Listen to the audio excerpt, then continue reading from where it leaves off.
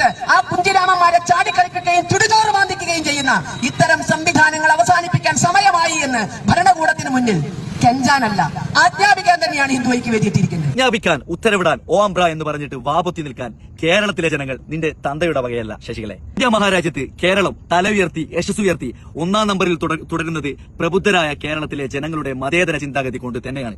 അതുകൊണ്ട് തന്നെയാണ് നിന്റെ പ്രത്യയ ശാസ്ത്രവും. നീ ഇന്ന് ഉത്തരവിട്ടല്ലോ, എന്തിനാണ് പട്ടികജാതി പട്ടികവർഗത്തിൽപ്പെട്ട ആള് റാപ്പ് പാടിയത്? വേടൻ പാടിയാൽ റാപ്പാവില്ലേ?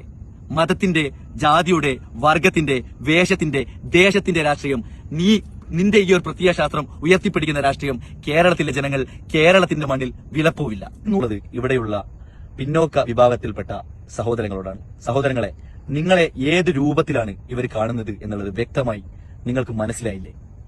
ന്യൂനപക്ഷങ്ങൾ മാത്രമല്ല ഇവരുടെ ടാർഗറ്റ്.